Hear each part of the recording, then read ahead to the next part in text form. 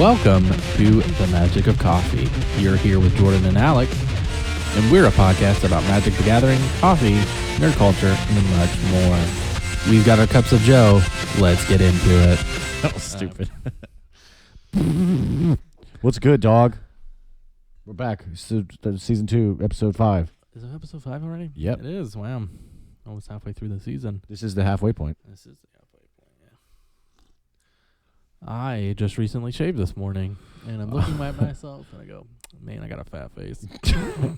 Why do you think I don't shave, dog? Look at this. Yeah, I know. Without the facial hair, I'm just... Got a little bit of butt chin. No, I have a job fair I have to go to on Saturday. I have to be in business attire and well-groomed. So I got to get a haircut tomorrow. Sounds exhilarating. Yeah. Being unemployed is great. Yeah, it's fair. But yeah, season 5. Season 2. Season 2. Not Season 5. Where have I been? Where the fuck did time go? Yeah. Dude, what's good? What you been doing? What's been happening? This week my week's actually been pretty boring. Oh my god. It was, if I'm not editing videos, I'm playing Destiny or helping my girlfriend clean her room. So I guess doing homework, but yeah. Iron Banner was out this weekend, which is like competitive multiplayer on Nice. Destiny. So the other day I was like, I got back here at like 11 and I said, I'm going to do this till 3 in the morning. Damn And straight. I did that till 3 in the morning, which was a lot of fun. Annoying. I hate it, but I'm getting better at it. So that's like, because I want to go into this next expansion just to walk into multiplayer and just, that's me. Just wreck it. Just walk in. It's like, in response, bonk. Yeah. So I'm trying to get good at that now. But yeah. That, and then yeah, just we have a lot of videos coming out. They should have been out already realistically, but I was lazy, so I'm doing it all now. So yeah, they'll be scheduled out throughout the week. After we get done with this, getting this episode uploaded. Yeah, and I'll start two or three videos a week for this foreseeable future. So Yeah, especially once we get a new set place. I think have a not every day, but like have a day of like today we live stream. Yeah, you know. Yeah, because I was thinking about it too and trying to get the everything set up. And once you get there, because we can't move in there yet, but once you get there, you kind of see what I have in mind. I think you'll like it, and I think it'll be really good for live streaming. We're also gonna have to figure something out. Whatever, that's off podcast conversation. Yes, but some really cool stuff's happening. We may miss a week or two with the podcast, just if we're setting up and stuff like that. Because I mean, we can go remote. Yeah, I plan on moving everything over there at the end of October, using the month of November. We could still record episodes over there. It'll just be using the month of November to like get everything set up and going. Yeah, I mean, we can definitely like show the progress. Yeah, you'll definitely see it probably because there's a lot that I want to do and get it going. But yeah.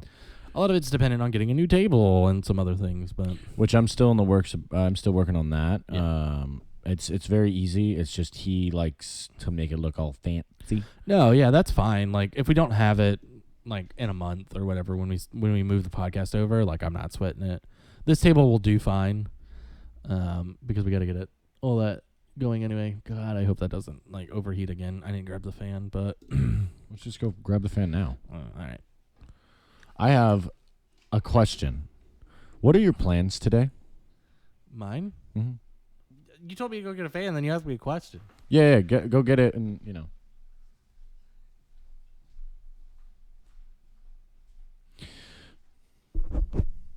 This is the ASMR section of the Magic of Coffee. We have new figurines from My Hero Academia.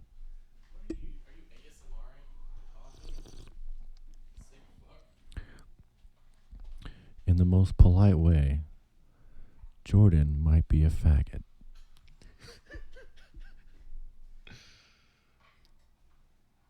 I mean that in a condescending way, you know what I'm saying? Anyways, Dude, today's episode's going to be a doozy. Rip Arrow. The diffuser is now getting sucked into the wind. It's a vortex. So,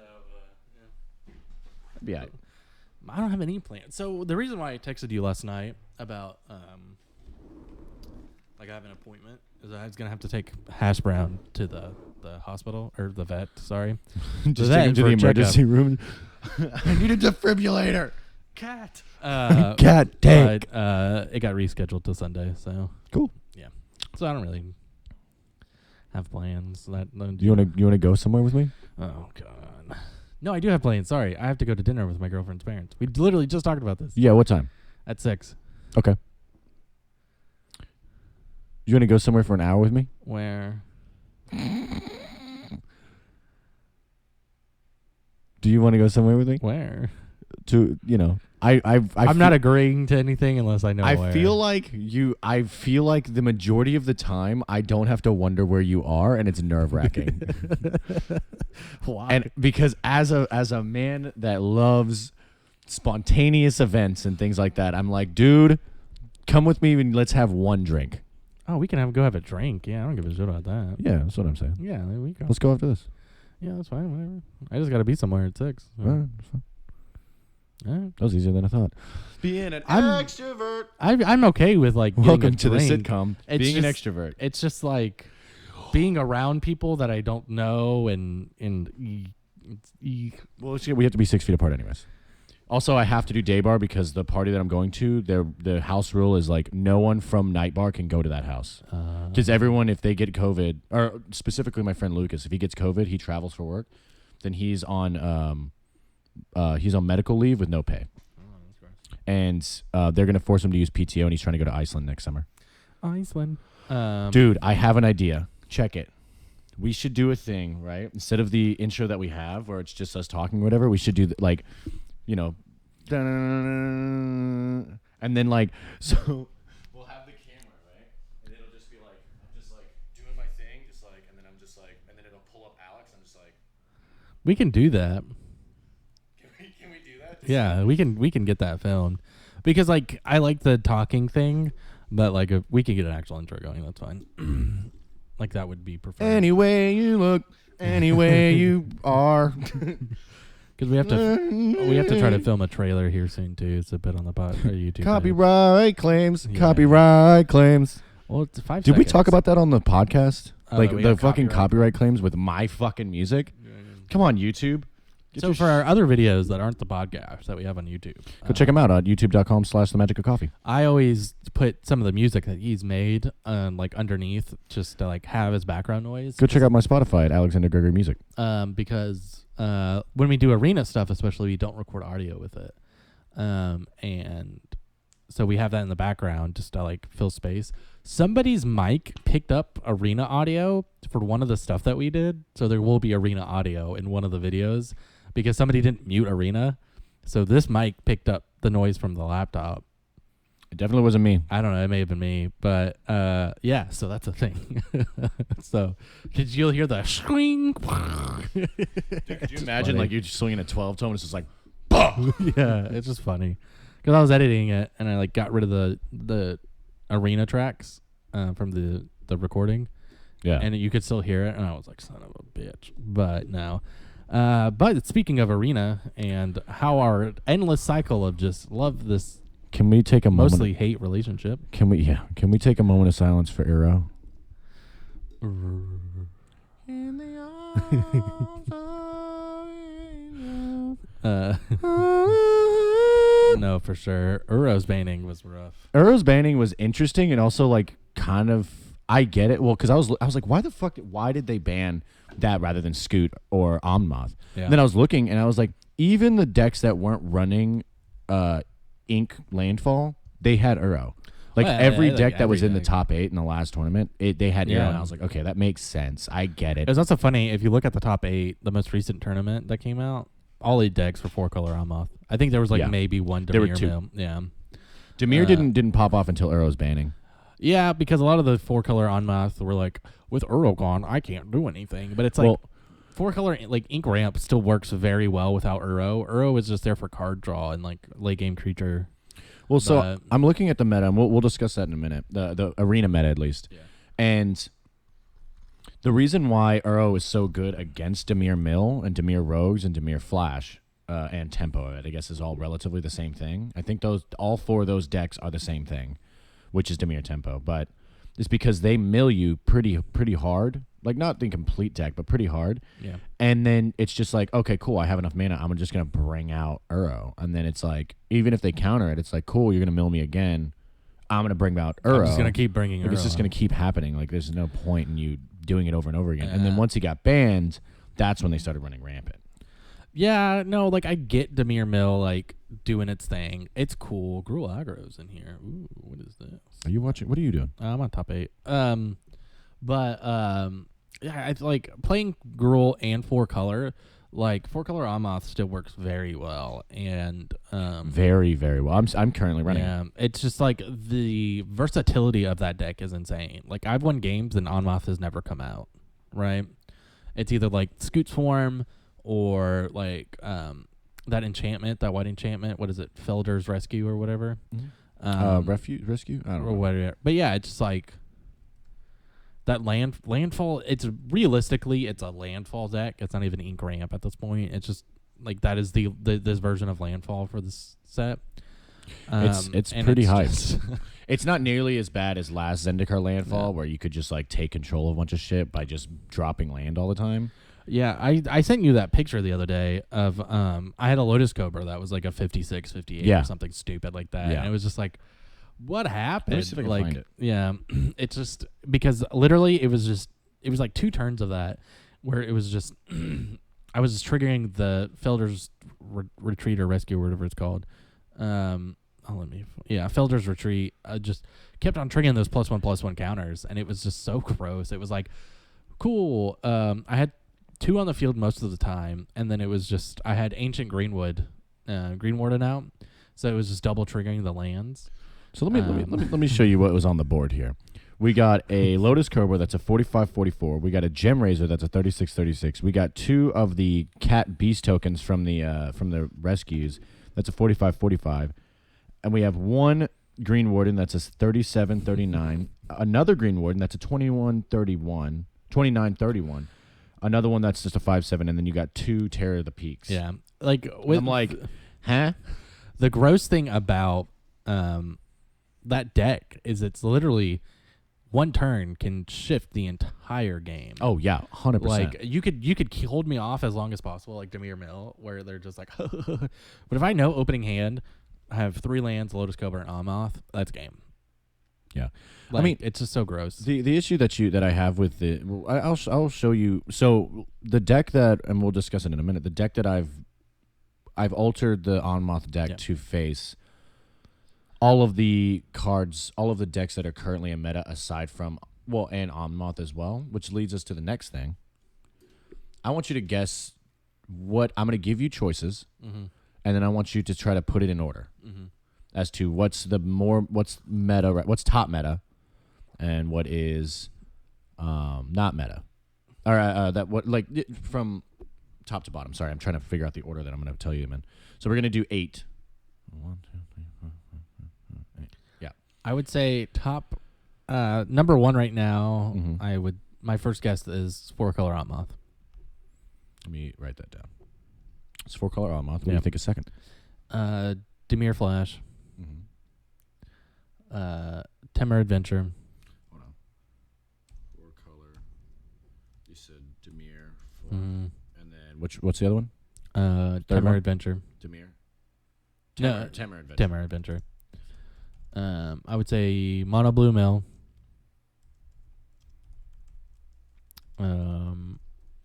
Mono Red.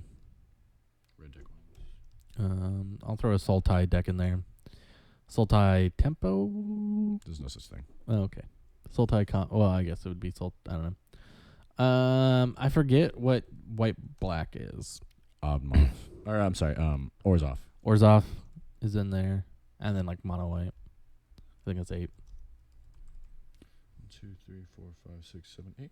So, your order is 4-color Onmoth, Dimir Flash, Temur Adventure, Mono Blue Mill, Red Deck Wins, Sultai Control, because that's what that is. Orzhov, and Mono White. Yeah, Dimir Flash is also like Dimir Mill. Like they're the same thing. Dimir Mill, Dimir Flash, Dimir Tempo, they're all the same. Yeah, they're all the same thing. So this is what's currently in meta. That's from top to bottom. Yeah. Dimir Flash. God damn it. Mono Red. Wow. Gruul. Wow. Temur Adventures. Wow. Mono Green Midrange. Wow. 4-color Adventure. Wow. 4-color Onmoth, and then 4-color Adventure. Wow. And then the last is Boros. Yeah. I've seen some Boros decks popping up. It's not like it's the win rate. So it's interesting They're not because very good. So the win average for Dimir Flash is 61. Mm-hmm. Red Deck wins 60. Girl Aggro 59. Adventures 61. Mono Green is 59. 4-color Onmoth is 59. 4-color Adventure is 61. And then Boros is 63. Now, granted, the amount of people that are playing it isn't a lot. Yeah. Versus like Dimir Flash. So on Boros decks, it's 1.7% of the meta. Mm-hmm. Versus Dimir Flash is 21.98% of the meta. And I'm like, and then 4-color for our Onmoth decks are 3.3%. Yeah. We're doing good. Yeah, it's very weird, the meta right now, because it's most of the time, especially the deck that I'm currently running right now, aside from Adventures, everything else is really easy to manage. So I'm not quite sure why it's 59% and Dimir Flash is 61. Now I know there is one card in Dimir Flash that I fucking hate, and it's I could see Gruul popping up really well because you have the ramp, but also the burn spells to get rid of Dimir Flash. Gruul's always been good. Like Gruul's always been good, and it like pops in the meta, like gets heavy meta like every once in a while. But yeah, it's just interesting. So that was traditional standard, best of 3, best of 2. I don't remember. Best of 1. So it's pretty much the same thing. Relatively, you had Temur Adventures, but this one you have Mono White Life Gain because there's another Pride Mate. But what's popping up now is cycling. Cycling is coming back. Cycling is very easy to take care of. Like with Dimir Mill, yes, cool. See, if you have a Zenith Flare opening hand with Dimir going against Dimir Mill, cool, whatever. But it's also like there's such easy ways to exile graveyards. Yeah, but Dimir Flash isn't using that. Why? They just don't. Why? I've looked at all of these decks. I've looked at the majority. They run black. Like, just have. Well, the only Ashiok in there. Ashiok is no longer the Ashiok that exiles graveyards is no longer in standard. Oh, is the Theros Ashiok not exile graveyards? No, you can just exile the top cards of the deck. Isn't there? Our Liliana doesn't. The Liliana doesn't exile graveyards either right now. There's only 2 artifacts that do, mm-hmm. and those are the only ones. But they don't need it because by the time so Zenith Flare, I think people are using it against strictly because of Dimir Flash and all of the mill shit. Because if you can Zenith Flare, you could win, in one turn. You could Zenith Flare twice, but I mean, honestly, if you mill me hard enough, you I could just Zenith Flare you. Yeah, and then if you counter it, then it's game.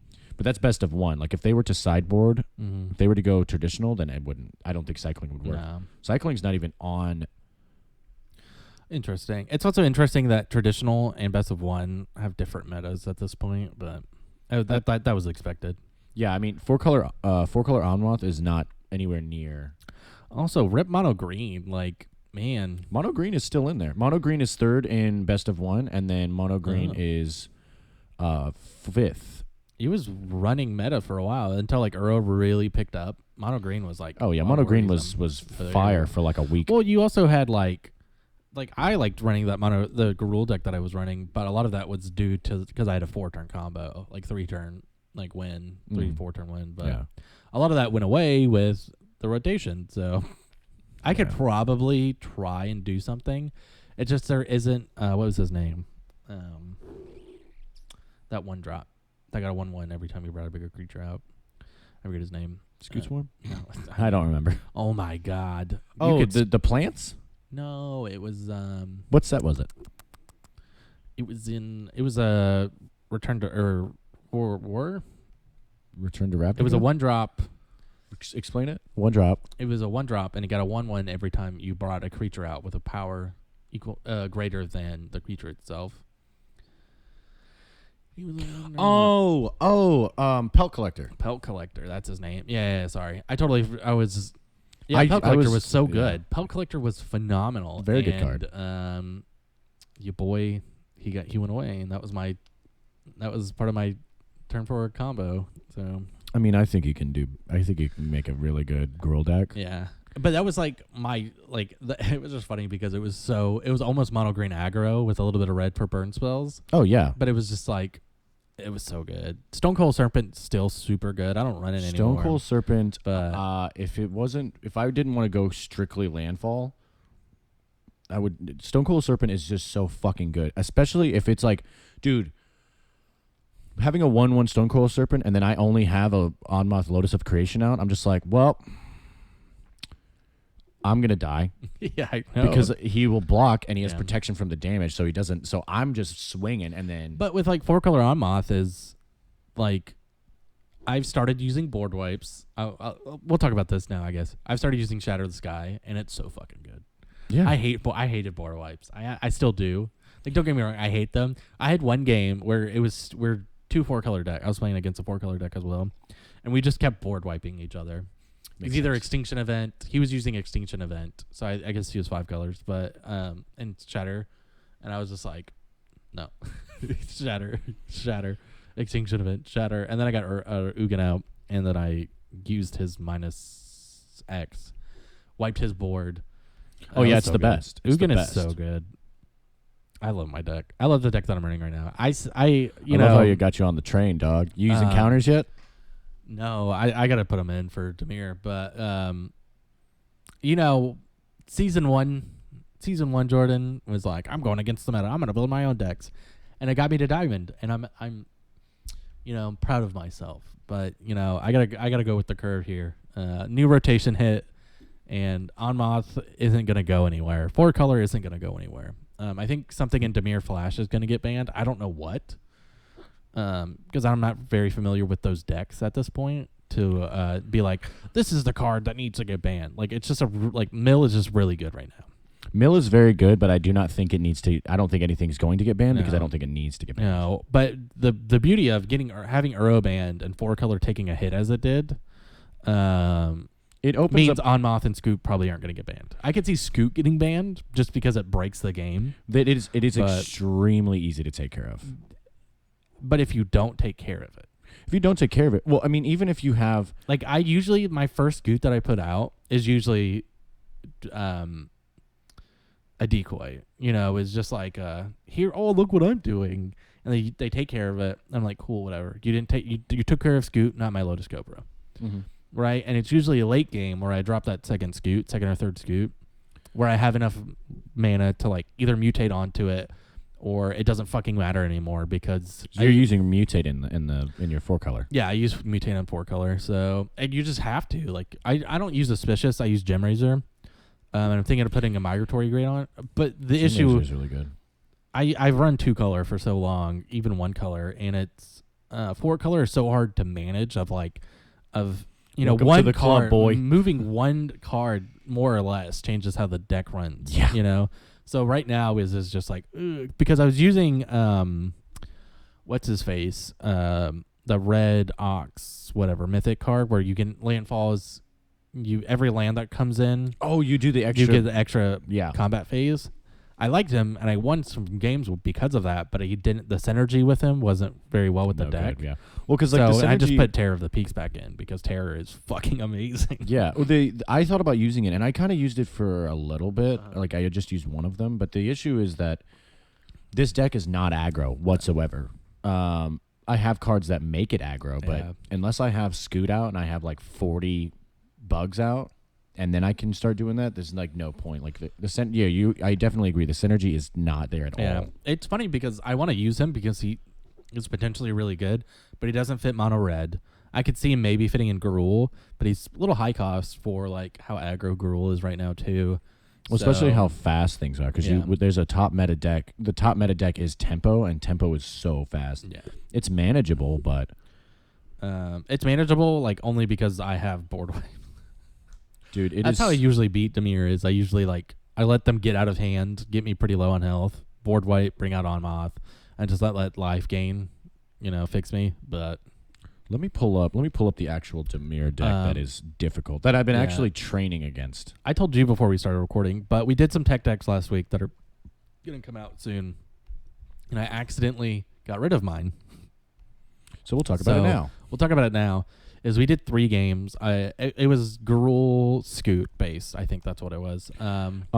Yes. And we won the first game pretty quick just because Scoot got out of hand and I think they conceded. We lost the second game.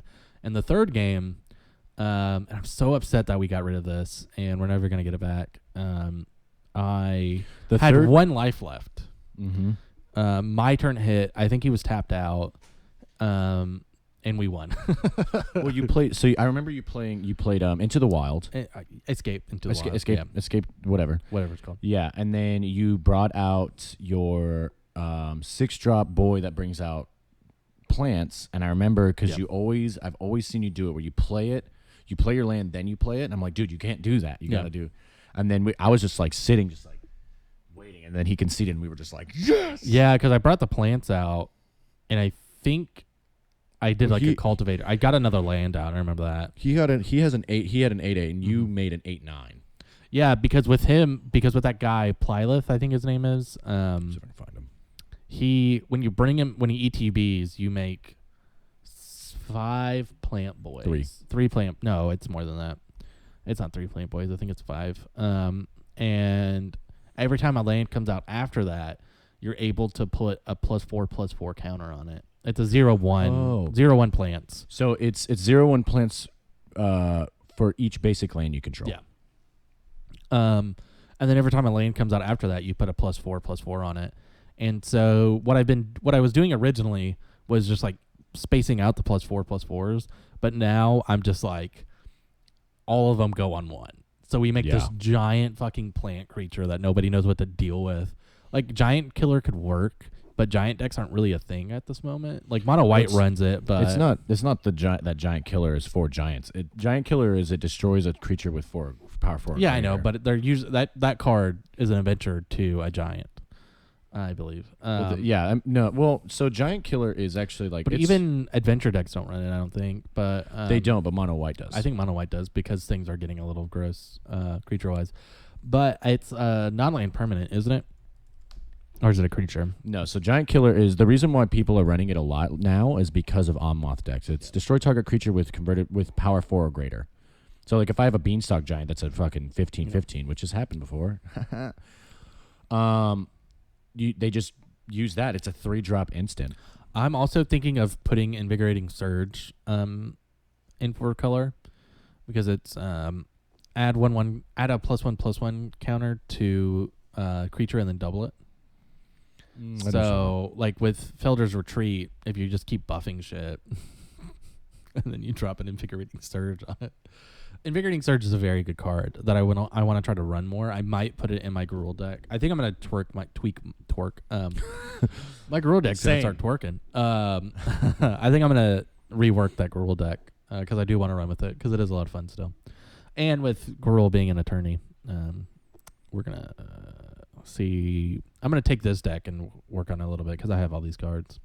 Yeah, dude, I got so many. Dude, I spent $100 getting 4-color on moth online. So what do you to mean get enough of 1-off wild cards and shit. I have more wild cards than I know what to do with at this point, so that's good. But because I'm not going to Mere Flash, like I will never go mill. I used to go mill, and I got to tell you, it's pretty boring. Yeah, it's like it's not a fun deck to run. That's another thing that I found with Temur Adventures. Like it's wrecking right now for sure. It's not that fun. It's pretty boring. It's wrecking literally because of 2 cards. Yeah. Oh, I know which cards. Lucky Clover and Fey Witches. Nope. Innkeeper. Sure, Innkeeper too. Innkeeper's not going to give in. He's a 1-drop. He's a 1-drop. It's just because of the Adventures giving him card draw. Yeah. Lucky Clover, that's what's doing it. Because like you think about like doing Bone Crusher Giant with a Lucky Clover. It's a 2-drop that hits for 4 at instant speed. Yeah. You know? You have Lucky Clover, the problem that, and then but Fate of Wishes with Lucky Clover, you get double card draw. You can go into your sideboard and get 2 things, which is That's what I'm fun, saying. which Yeah, is like good. two But the issue is the reason why Fate of Wishes isn't you can grab 2 things for 4 mana, but you already consumed 4 mana. You know what I'm saying? No, I get that, but it's just Lucky Clover. It's just Lucky Clover. Lucky Clover is the component of that deck, and if you can get rid of it, the deck is still online. It's not nearly as online as you know. Double Adventures is really good. I will say that. And if you have 2 Lucky Clovers out, that's 3 adventures. You know, Dude, I've countered. Dude, there's been times where I've countered something, and then someone's back when I was just trying out adventures, I would counter something, and then they would counter. Because it was interesting because on top of the stack, they countered something, and I don't really know what happened, but I was able to counter it with the Lucky Clover trigger. I think it's just when he tried to counter, because it would be typically like counter, they counter, you know. But it just something happened, and I was like, it was weird. Yeah. What are we at? 30. Oh my. No, that's fine. Something I want to talk about. It's a little off topic, but I just remembered and I wanted to bring it up. Is the rumors about crossover stuff coming with these next sets? What do you mean crossover? So we know the Dungeons and Dragons crossover is happening. Yep. But with the Wizard School crossover, there's a rumor that it will be Harry Potter crossover. Yep. And the Viking one, there's a crossover to some extent right there too. Like they're pushing crossovers hard now, and they're pivoting into that. Did you see what people were doing on Twitter? No. People were making the Office art and putting them on cards, and then just like claiming it was the new Secret Lair, and then people were like, "What? No, what the fuck?" And then everyone was like, this is fake, right? Yeah, it's super fake. Because Walking Dead hasn't hit yet. Walking Dead hasn't hit, but that is definitely confirmed. No, it is. They showed it off in the Zendikar thing. Like, it's happening. It just hasn't gone on sale yet, which is going to make a lot of money, which is cool. But I am not a fan of Secret Lairs for multiple reasons. Well, yeah, if the Secret Lairs weren't just a waste of fucking time for me, then I would get that, because one of my favorite shows is The Walking Dead. I love that show. But it's just Secret Lair at this point. Fuck Secret Lair. Has, even though Arena is taking over Standard is still the most played format. And Secret Lair cards usually don't work in Standard. It's definitely it's just usually like 1 item. out of the 4 or something like that, right? It's for collector's purposes. But it's also like, I don't have my thoughts all together with this. I was going to talk about it in another week, but and we probably will again. But Secret Lair is hurting Magic. Set booster boxes and collector booster boxes are hurting Standard format Magic. I think, but it's official. I don't like if we open up more stuff, I don't want to do set boosters anymore. I want to do drafts. We did the set booster box and it was cool. I wanted to get our hands on the first one and kind of get a feel for it. Yeah, cool. Our cards are cool. We got. Is that posted sign. Yet? No. We opened a Standard box and we pulled some really cool shit. We got a gold signature card, which was cool. And we got the full art Jace, which isn't like super whatever. It's not very expensive. I think we got the Nissa too. I don't remember, but no, we didn't. We just got the Jace. We got some other really cool stuff, but it's like, I like draft better, I think, than set. Yeah, it's also like cheaper for more, and it's like we're not really doing this for. I just find it more entertaining. Yeah. Obviously the best one for me is going to be collector boxes, but like unless you have like Godzilla cards.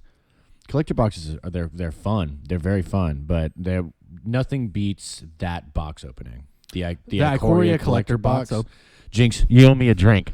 I was gonna bring that up. Also, is I think the best box opening we've done that I enjoyed the most was the Ikoria one. Yeah, and crossovers are cool, and and I don't mind crossovers, but don't kill how your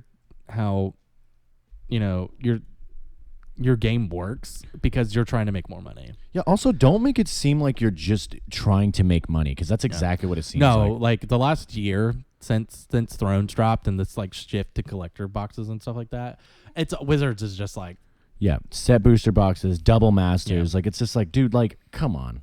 Yeah, we bought the one double masters thing and it got posted on Instagram. Got posted on Instagram because it was, to be honest, like it was fun. It was fun. I love opening boosters. But like Double Masters is kind of a waste of time because of the amount of the win rate, if you will. Yeah, like you're seeking 5 cards. Like it was like 5 cards you're looking after, right? You're going after, and the pull rate on them was so low because there were so many cards in that set. Yeah, I mean, there's even like cards that I was looking forward to with the set boosters. Some of the old cards, but I don't like. One, I don't care to get them because I play EDH with friends, but I straight up told like they've been put. I think collectively, all of them each have paid almost $100 for cards. Yeah, and I'm like, I'll pay at the most $2 for a card. Yeah, so I'm like, EDH is not the format that I play. It's standard. Yeah. Bad Boy Gaming brought up a really good.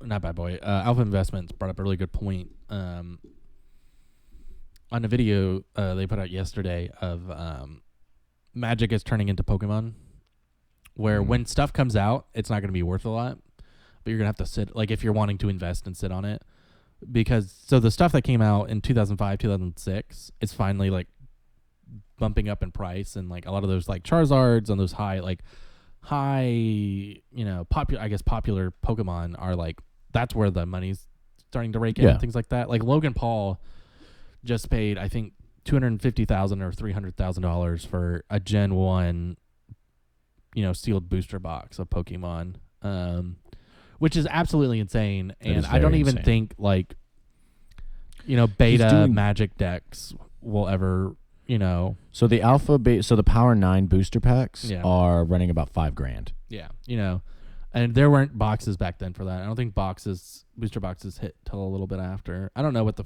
first Magic booster box was. You could get like a group of cards, but it wasn't like you got 36 packs. You got like, I think it was like 40 cards or some shit like that. Like you would buy like decks, like pre-con, like what the pre-con decks are now. That's how you bought Magic cards back in the day. I know that. Yeah, well, it was, but it wasn't necessarily pre-cons. It was like just a group of cards that you could get, and you could hopefully get it because people were like just buying those. Those are the packs that are about $5,000 because the odds of you getting any of the gems, the 0-drop gems, that also includes Black Lotus, and then a lot of the like Time Walk that take an extra turn, that's like $6,000 or some shit. It's in those that you have a chance to get those, and you have a better chance of getting them. So like realistically, $5,000 for that is actually like pretty decent for what you will probably get. No, yeah, and the lands alone are $100. Yeah, like if you can get your hands on one of those, you'll definitely make your monies back. And those are the rare cases where the packs themselves are cheaper than the cards, like included within. Yeah. Because usually, like right now, let's just say Return to Ravnica, right? A booster box of that is like $200 or whatever. Return to Ravnica? Like I'm just saying, like I'm using that as an example, but the box itself is more expensive than the cards within. Yeah. Like that's just like where we're at in Magic. Yeah. Oh yeah, like, I mean, our every collector booster pack that we've gotten except for Ikoria we haven't made our money back. Yeah, Ikoria we did. We probably won't anymore. Yeah, but I mean at the time those Godzilla cards, I think they are. There's it no depends reason. on how hard Wizards pivots into the crossover thing. Because like right now, like we'll probably get a draft box for Zendikar. I think that may be it because that collector box is skyrocketing. I think it's like $250, $300 right now. And I don't want to pay that. The government money ran out. I'm also unemployed. Rip. But and I definitely like want to do more box openings, and I'm excited for the Viking thing. Like I think that'll be really cool, even if there's not a crossover on it.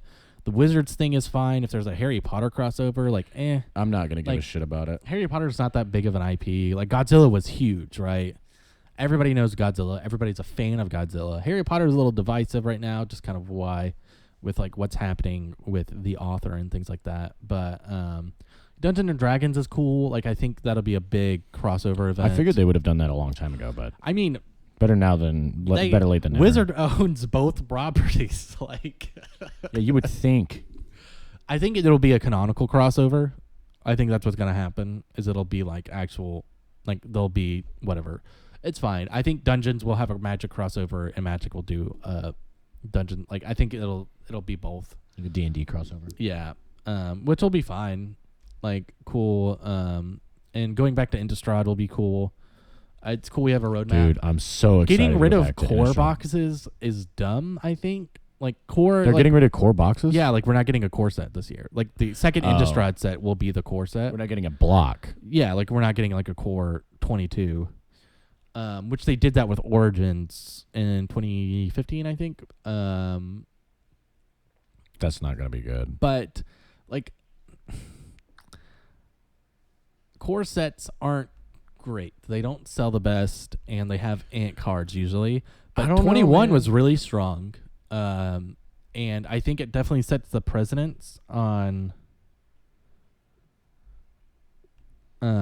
They set the precedence for like what the set's like the block's going to be for the year. Yeah. Like if you like now that we know what it is, like for the block as a whole, if we go back and look, I'm sure there were a lot of hints within Core 21 of like what's going to happen. Yeah. You know, and it's just kind of dumb. I think having a core set, especially with rotation, helps, you know, level the playing field a good bit, and the good reset. And having 2 Innistrad blocks, especially right in the middle, is really dumb. It's really dumb. Personally, I'm very excited about it. I like Innistrad. I think It's my favorite set. it's going to be really good. Having Nahiri now and probably another Nahiri then is going to be weird. Sword's probably going to come back. Avenson's fucking dead, so, you know, cool with that. But Avenson's my favorite character, I guess, within Magic, but she dead, so. I mean, I don't know, dude. Fucking Ugin was dead at one point. Now he's a ghost. Now he's a ghost dragon. I know we just went off topic. We should go back. I know. That was a hard pivot. That was a hard pivot. We're 42 minutes in.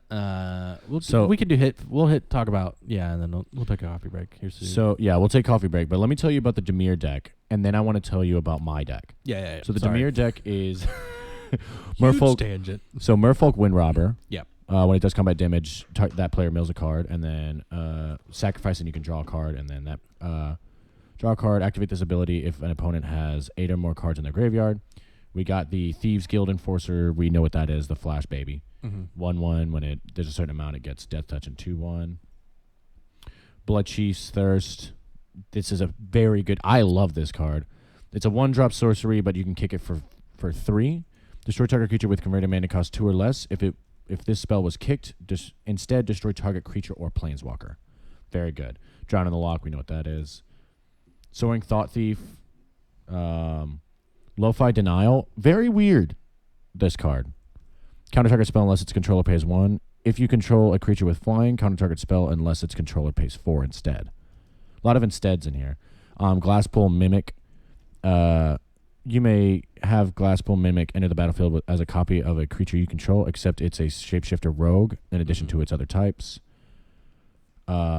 This is the card that makes or breaks if I can't take care of this card as far as like either countering or board wiping immediately after. It's Aghanim Awakening.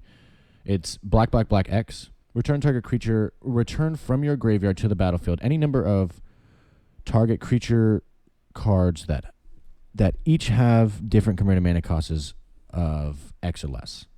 So just rogues. And then Nighthawk Scavenger. And then this card is what gets me every fucking time, and I hate it. It's Zareth Sand, the Trickster. It's a flash card, and you can pay for return an unblocked attacking rogue you control to its owner's hand, and then you put this on the battlefield tapped and attacking. When it deals combat damage, you may put a permanent card from that player's graveyard to on the battlefield under your control. And someone grabbed Ugin once, and I was like, "You can go fuck yourself." Bye. So, fuck this card. And also, there's Rankles, but everyone on the planet knew that. So this is how I'm counteracting it.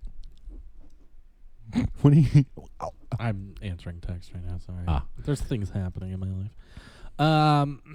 Before you get into your answers, I think Nighthawk Scavenger is a fucking just worthless piece of shit. I think it's a great card. I'm going to kill it every time, but I think it's a great card. I hate how buff it gets so quick. The max that it can go without your help of buffing it is 7. That's the max. Yeah, it's just annoying, and it's gross, and oh yeah, it's annoying for sure. But so I'm running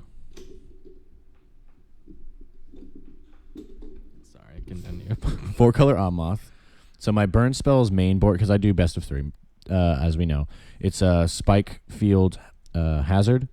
Deals 1 damage to any target. If that permanent dies, then you exile it, and then it can also tap for land. It can also come in as a land. Thundering Rebuke. I only have 1 of them, but I have 2 in sideboard. It's so good. It deals 4 damage to target creature or planeswalker. It's at sorcery speed, but it's a fucking 2-drop. And then obviously Scoot Swarm. I have 2 of those because, Scoot. Felidar Retreat. We all know what that is. Lotus Cobra. I have 2 Cultivates. I have 2 Beanstalk Giants. Interesting. Very good. Yeah. The Dryad that lets me... every land is any color. That's including the fetch lands. You can just tap them if you don't need them. Yeah. Escape to the Wild. Omnamoth. Terror of the Peaks. That's also how I take care of them. And then for... if they do have, say Ashiok, the 5-drop Ashiok, or anything that they grab from my graveyard and things like that, I have 1 Elspeth Conquers Death. Yeah. I need to put that in there.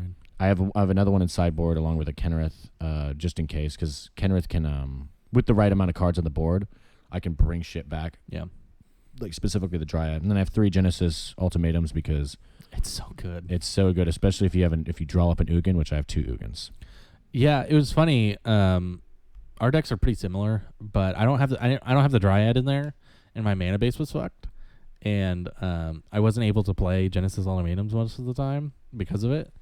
I fixed the mana base, but I think I'm gonna put the Dryad. I was running them, and then I got rid of them. For some reason, I think I put Bone Crusher in there instead. But I mean, I have so in my sideboard I have 3 Bone Crushers. I know you play best of 1, but if the Dryad is unnecessary, like if for some reason I'm playing something that's way too fast, like strictly fast tempo rather than the tempo that we just saw. I mean, that is pretty fast, but like mono red, things like that, then I'll put in Bone Crusher. I have Storm's Wrath. Yeah.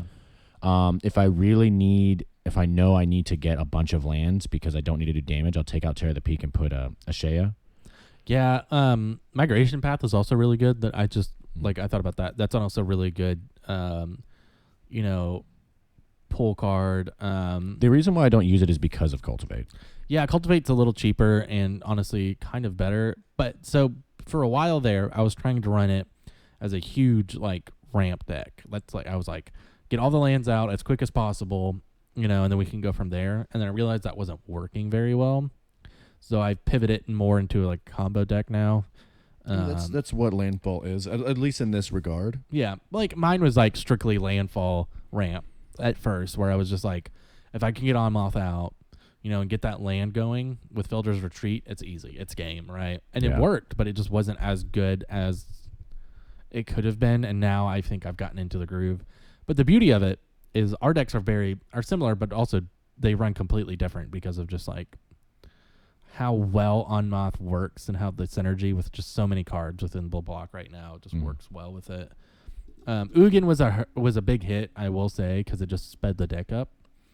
But it's Ancient Green Warden is so fucking good. It's crazy because I love that card. I love that card too. It's nowhere in the deck. Yeah, I think it might be my favorite card in Zendikar. But it allows you to pull those Evolving Wilds or Fabled Passages. Even if you cycle a Triome, you can pull that Triome from your graveyard. With it, and then it does it double triggers for landfall. It's just I've won games because of it. You saw, and even with the 4-color Onmoth, I've won games because of that card. But that's also my aggro player, more ramp player than compared to your more control type. Yeah. So. Oh yeah. I mean, I mean, this is still a work in progress. Because of the new season, I'm still working up to platinum and then to diamond. So this will change drastically. I know one thing that is going to happen if the Onmoth decks start popping off again, and I think you should consider this as well, even in best of 1, if they start going. Obviously, rogues are the best thing to go against. Hence the amount of burn spells that I have. Yeah. Hell, I'm not even worried about adventures at this point, strictly because of rogues just being so fucking rampant. Yeah. But Confounding Conundrum is what shuts down Onmoth decks completely. It whenever a land enters the battlefield under an opponent's control, if that player had another land enter the battlefield under their control this turn, they return a land to their hand. Oh. So it shuts the deck down because Yeah. you can't just landfall is you have to go one at a time, and just it doesn't shut it down. It just slows it down way down so much yeah. that you have just enough. Is that time. an enchantment? Yep. Yeah, Gem Razor.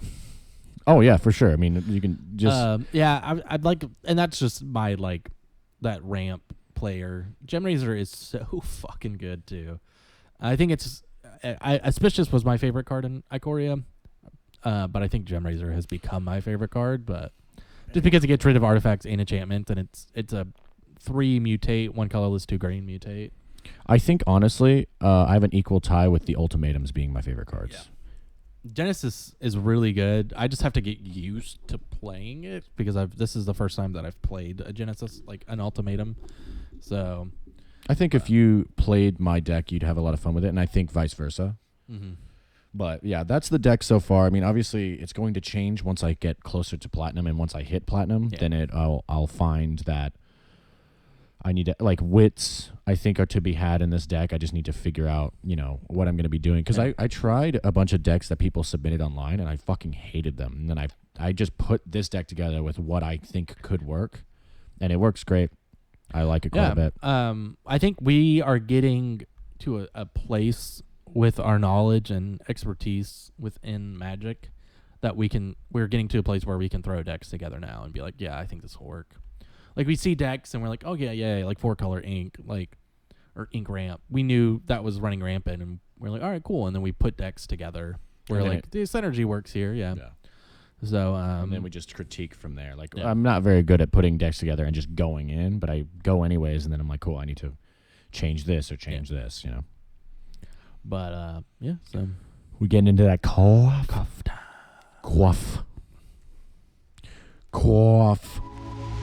Ooh, these are good.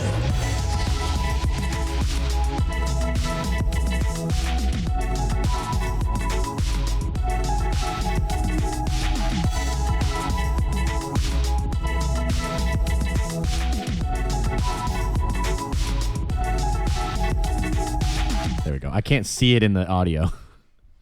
when we do like gameplay stuff, like in chat, we have to like 3, 2, 1 sync, like on gameplay because Can we have an outrageous day where when we go 3, 2, 1 sync, someone just chunks a porcelain sink across a room?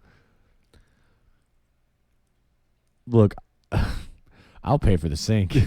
I'm more worried about the damages. All right, so this week we decided we were going to drink drum roll, Coffee. please. Metric coffee in Mesa. In Mesa? I don't know. In Mesa. It has Macy. cherry, nougat, and wildflower honey. I like it. I like it too. It was washed. It's a medium roast. I'm pretty sure everything that we have so far has been washed, even season 1. I know that. Origin is Central America and Africa, 70% Honduras blend and 30% Ethiopian. Yeah, it's pretty good. Yeah, I like it quite a bit. Do you have a list yet? Nope. Cool. What's Where would the you list? put it on your list? Dude, we literally talked about this week's segment. Has Alex made a list? Nope. We're going to make it today, though. What's your How list? many weeks did I go last season? Like 10.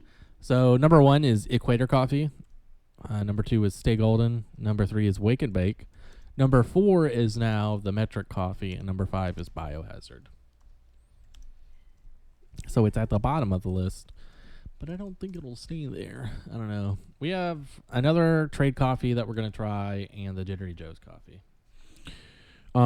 Equator is not my favorite. Hold on, let me change this. Equator is my favorite so far. This is my favorite so far. Nice. I burned the crap out of my finger. It hurts. My finger. Crimea River. Oh. So I have a game for you. Let's play a game. The game is I want you. So I'm going to go through all of the lists in standard, and you have to figure out, or you have to guess which creature or which card is the most expensive and how much and how much of an estimate you think it'll be. Before we get into that, we've had a couple conversations of, Hey, we were going to make the coffee segment longer. That was a 30-second coffee segment. That's fine. I got fucking kicked. Are you fucking joking? Oh wow. Wow. But go ahead. I mean, we can discuss flavor, but I don't really know how to do that. Yeah, we gotta teach ourselves. Yeah, go ahead.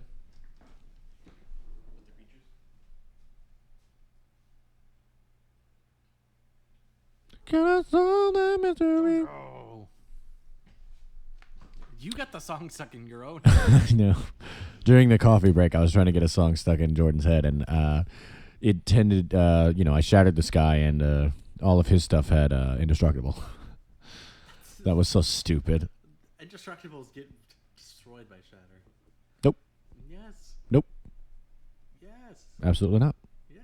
Nope. That is the only way to get rid of Indestructible is the board wipe. Nope. Then how do you get rid of Indestructible? Exile. So, Indestructible, the ruling is anything that targets as far as damage or destroying. And in the wording of Shatter the Sky, destroy all creatures. Indestructible doesn't get hit. That Shatter the Sky takes care of hexproof.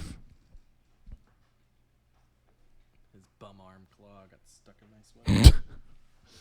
So, we're going to start with Zendikar Rising. So, you have to... it'll be not showcase or extended art. Just the most expensive card, vanilla, no foil.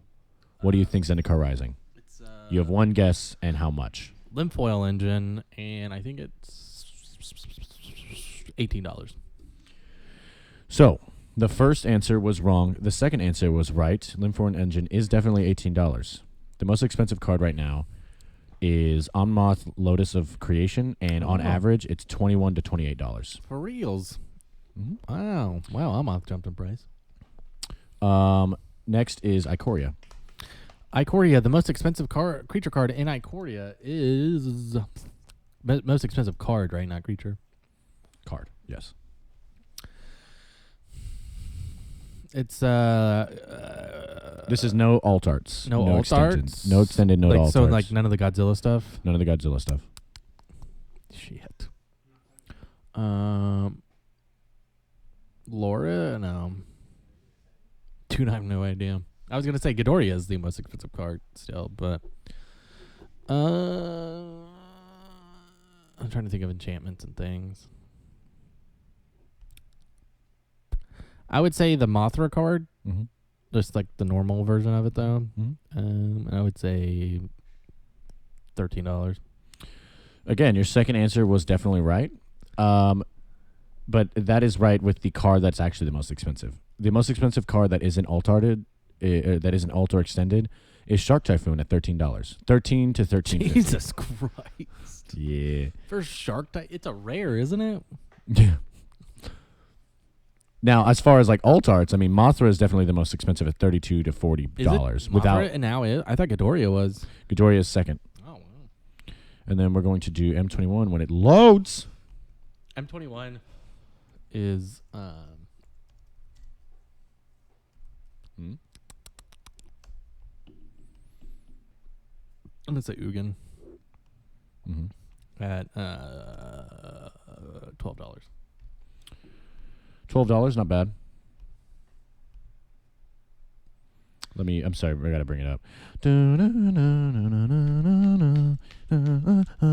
It was funny that I had Linfoil's engine price right. Yeah, I was like, what the okay. That works. Not the card, but you got the price right. Okay. So M21, you said Ugin at how much? 13. So Ugin is correct, but not the price. The price is $22. 22. Oh my god. Now this is vanilla, no foils, no nothing. Yeah, It's obviously going to be clearly expensive. that is expensive.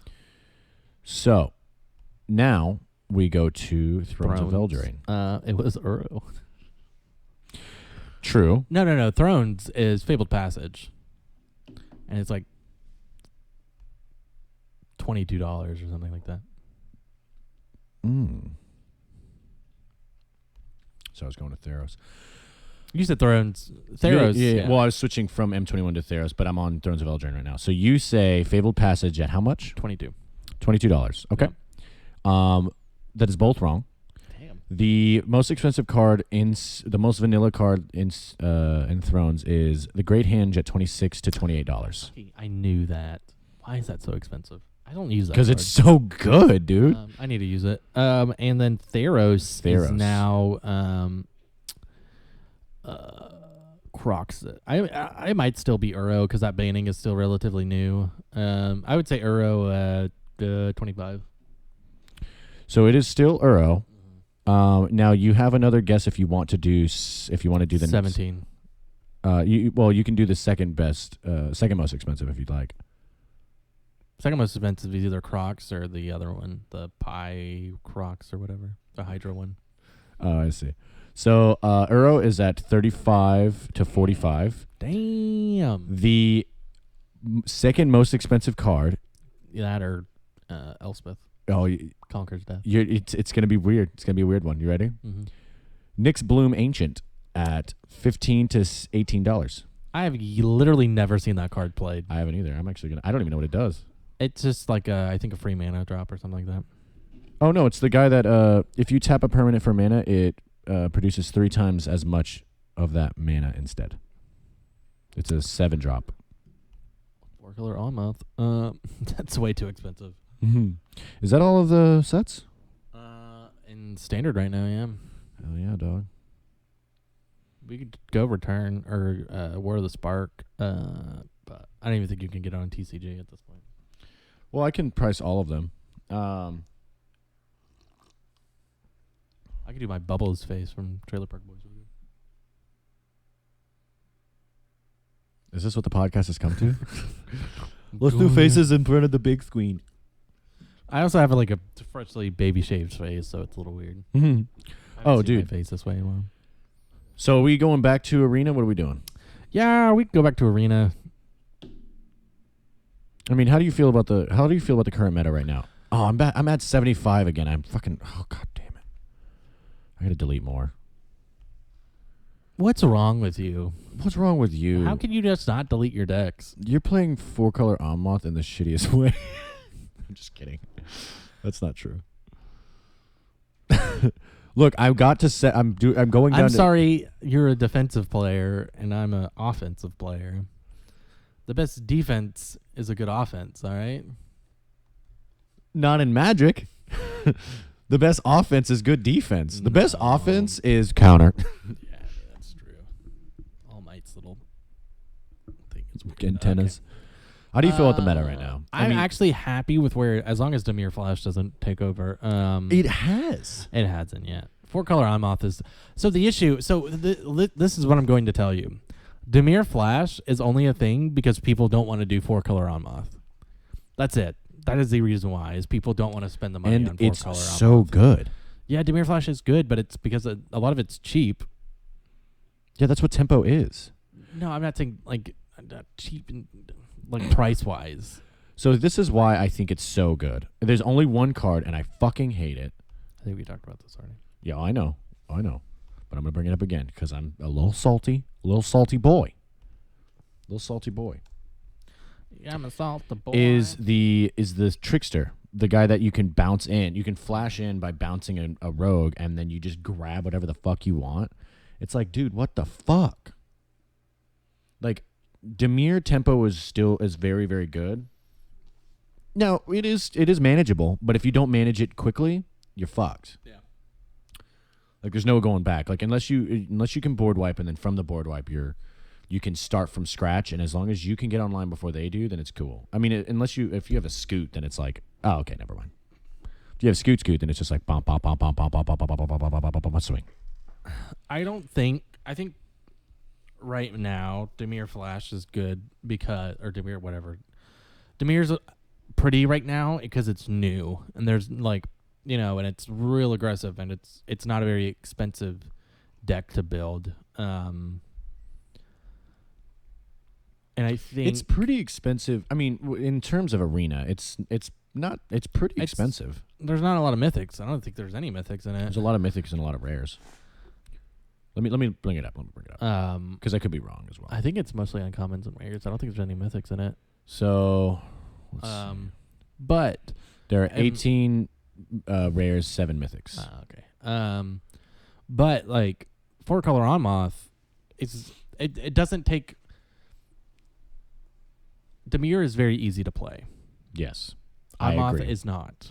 I 100% agree. In fact, it's kind of like I actually like this deck more than the other decks that I've played since we've been doing the podcast and since we've been competitively playing, because I literally have to just sit there and count, unless I have the Dryad out. But even with the Dryad, I'm like, okay, if they remove the Dryad, I need to make sure that I have shit. Yeah, no, I mean, same. It's like I've done a lot of the times where it's just like, Fabled Passage, and then I'm like, fuck, what do I need? Mm-hmm. View Battlefield, and then I'm literally counting lands. I can't use the unstable lands because they blend too well into each other. So I have to use just normal lands so I can like actually count them, which is funny. Yeah, But I don't use the planes because it's extremely confusing. yeah, so so I just like the forest, the unstable forest. Literally, I don't. If you they're stacked on top of each other, you have no idea how many you have. I know like altogether there's 5 in a stack, but still, like you can't figure that out, But yeah, so I had to I'm just using like basic lands at this point, which sucks. But no, I really like 4-color on-moth. It makes you think. And it's not an easy deck to run, and I think that's why Dimir, a big part of Dimir taking over is it's easy, it's quick, and with the right on-moth player, it can run over them. Yeah, but another thing that I think is going to pop off really well as well, because you are right, like Dimir Flash is just like, sorry to everyone that plays it, Maggie. Swing. Yeah. Swing, take it. It's very, it's not a lot of thought. I mean, like, granted, like, Mono Red is the same way, and, like, Cauldron Familiar before it got banned was the same way. One thing that I've realized as well that I'm starting to realize is the same concept is with adventure decks. It's just like, I need to get... So the top deck, I'm looking at it right now, it's literally just, like, Clovers, Fae of Wishes, Innkeeper, Lovestruck Beast. It's all the same recycled decks over and fucking over again. And then this one has a Great Henge and then 3 Escape to the Wilds. It's the same deck recycled, and then you have there's literally one card from Zendikar, and it's the Shatterskull Smashing. That's it. That's the only other card. Like, it's never... Because it's never been touched within meta until now, and now it's like, oh, okay, this deck's actually, like, pretty decent, but... I think if people start playing it more and then people start refining it, it could beat Dimir decks really well. One thing that I'm not looking forward to is Boros decks coming through, because I refuse to get killed by a Boros deck. Yeah, Boros is carbo. And I don't think Boros will ever like hit top meta. I think it's realistically it's like mono red with a little bit of life gain. And I just the life gain synergy doesn't exist. Like, I'll say it. Wanada is the only thing that works, but Wanada isn't Boros. Wanada is Boros. She's Boros. I know she's Boros colors, but you're not running a Boros deck usually with her. No, you never do, because most of them are humans anyways. Yeah. And you need other things. Another thing as well, like even when Boros was really good back when Phyrexia and Meridian, was it Meridian? That was in standard when I was playing. Boros was a deck, but Boros, the colors weren't the main win con, it was the artifacts. Yeah. I've never seen Boros be good. Like, Boros, like, it's cool, especially when Ravnica hits, because they have a lot of knights, and it's really like, ooh, cool, but it's just, especially for early, very young Magic players, but it never holds up. Boros cycling was a thing, but then everybody figured out, hey, we just got to get rid of graveyards. It's coming back. It is coming back, but it's if it comes back, I liked playing cycling, because I like playing cycling because it's brainless, where but it takes a little bit of thought off the bat, but it's like, I don't know. I like playing cycling. It's pretty brainless. It was a nice like break from like, because a lot of the decks I run also, like the Gorilla deck that I have right now is just Scoot, so it's pretty brainless. It's just like, hey, make sure Scoot gets on the field, make sure it stays on the field, and make sure land, land. Storks. Yeah, but I've done. Mutate originally when that first came out wasn't it still isn't an easy deck. I've played against some Mutate decks when I was in Platinum, got ran over, because if Mutate gets online, it's coming. But that's where board wipes happen. Because you could have a really pretty, Auspicious Starix that's been mutated 8 times in a whole battlefield, but if I pull that shatter, your whole game goes away. It is the best feeling to just be like, bonk. Yeah, like Storm's Wrath, just 4/4 damage to everything, and then all your little bugs go away. Unless you Starix it, then I have to bring Ugin out. Massacre Worm was around for a little bit before the meta got set in stone where it is kind of now, and Massacre Worm destroys those bugs. Massacre Worm mixed with Shark Typhoon is actually really good. It's odd how good it is. There's not much synergy. They're just good together, which is interesting. It's kind of like an interesting relationship, but it's just physical, so that's the only thing they're leaning on. Also, Teferi kind of disappeared, which is sad. Like, Dimir Flash doesn't run Teferi, so... Which you would think... Yeah. Because they literally have reanimation cards. Yeah. And, you would think they would just get rid of them because you can bring them back, as a group. Yeah. Just... I was playing a game, and somebody brought out Teferi and kept on phasing out my Scoot Swarm. That's fair. And I was like, yeah, all right, yeah, I get that. He did it, twice, I think, but... you can't... you do it enough times. You're going to kill it. Yeah, he killed his Teferi phasing out my Scoot Swarm because I, brought... I mutated Gem Razor on it or something like that, and he was like, nope. And I was like, well, you killed your fucking Wincon, dude, so... It's not a Wincon. I don't know. I ran over him, but... I kind of want to run, in 4-color Omnath, I kind of want to run at least one Starix. Starix is, great card, phenomenal card.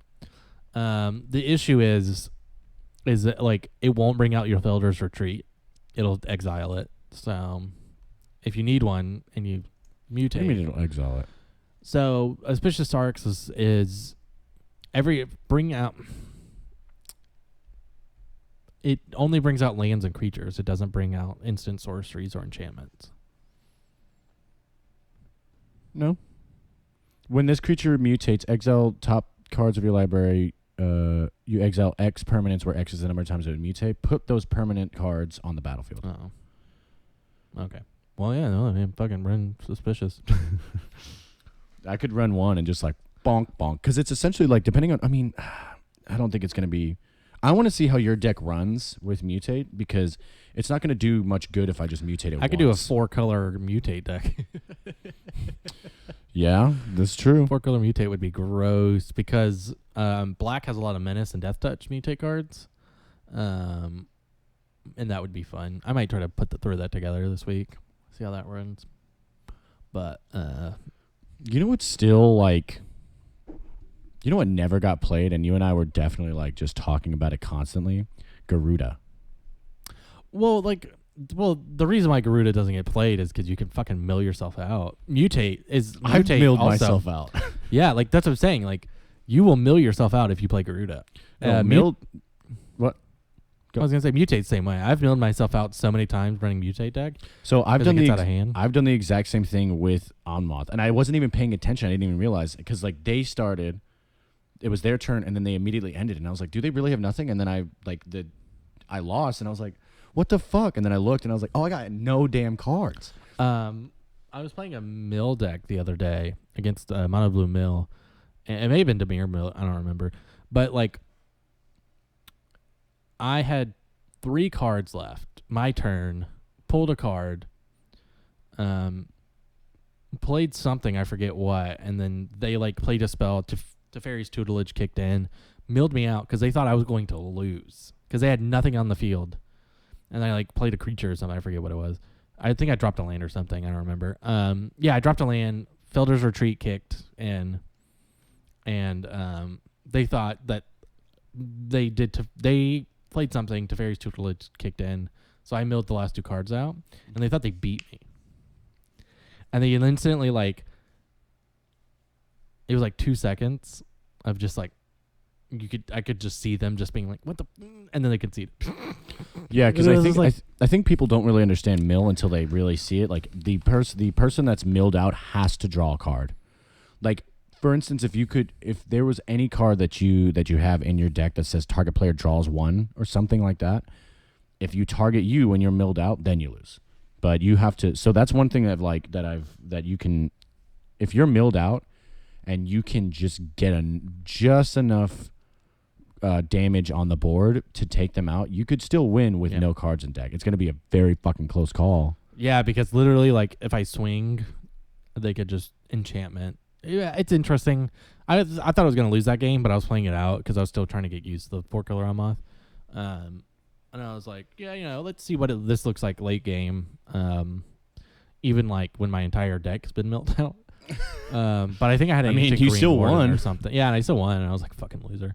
But that's what I also I like getting up early in the morning, like 7, 8 a.m. and playing Arena because that's when all the kids are playing. And I just... Dude, I hate playing Arena in the morning. I get so fucking pissed. Yeah, no. I think that I was doing that a lot when I was like in Diamond or like leading into Diamond, and that's part of the reason why I got to Diamond, I think. It's because it's a bunch of kids, and I was doing the 4... That was when I was the girl 4-turn win combo, and they just didn't know what to do. It was just so fast, so aggressive, and they didn't know what to do. That was also when like Uro was... To me, or Reclamation was just running rampant. Oh, yeah. And Temur Reclamation is, you have to, like, turn 4 is when the deck really starts coming in line. But, yeah, those were the good days. I miss that. I miss that deck. I miss Temur Reclamation. I could run that deck in Historic. No, I can't. Historic's a fucking shit show at the moment. Yeah, I fuck Historic. If you don't run the 2 decks that are meta, you're just going to lose. Welcome to any other format outside of Standard. Oh, well, outside of Standard and EDH. Well, EDH, yeah. But it's because it's impossible to get a fucking, like, decent opening hand. You have 100 cards. No, dude, it's once you... So I know how to build. I've built a couple of them back in the day, and then I started really building them when Johnny was playing, when he was still in Denton. Once you have the mindset of like what you need to build and how much synergy you need, I have a Kenrith EDH deck that's literally just I consider it my politics deck. So I have a fuckload of counters, a fuckload of board wipes. It's just control, and then I have a bunch of shit. Like I have an 11/11, and then I swing in, and then when they do damage, I flash in something with infect and kill them. Then I have another card. I mean, I also have a sliver deck, and that's just like, here we go. He opened his blinds in there, and the light went, and then it went. It's a gente. It was funny. Winnie Jesus. But yeah, I mean, it's just politics, and like that's what I liked about it. And then like as soon as it starts hitting the end game, then I start getting aggressive, and then I have like the Stormtide Leviathan, that one big ass dinosaur bird thing that's indestructible with double strike, infect, mill, all that shit. Well, we could talk about this for... We should start a hours. podcast. We should start a podcast, yeah. But anywho... Please, you do this. I don't know what I'm doing. Do what? Do the outro. What outro? Follow us on Facebook and Instagram. At the Magic of Coffee MTG and Twitter. Like, comment, share, and subscribe. We're all over the... What was that interaction? Connor keeps saying, like, to make sure we say share, because we haven't been saying share. She's a good singer, I get it, but why on the podcast? If we could get share on the podcast, I would shit myself. I don't even like her. I love her to death, but I guarantee you, I'll bet you $100 she does not play Magic. And if she does, I will give you $100. Cher, I need a solid. I need you to learn how to play Magic just a little bit. You don't know me. I don't know you. But can you literally just hold this card? I promise I'm not a creep. I just want $100. I just got her. I actually hate your music. I just need you to be. I don't like you as a music. This outro got derailed really quickly. Welcome to the Magic of Coffee podcast. Please like, comment, share, and subscribe. We're on Twitter. If you're listening on SoundCloud or any other audio platform, go follow go look at our, go watch it. This is why you do this. I can't do this. Go watch our YouTube content. We got lots of videos.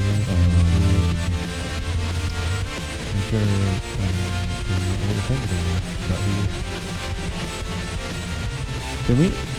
I need to go home. Please enjoy your mornings.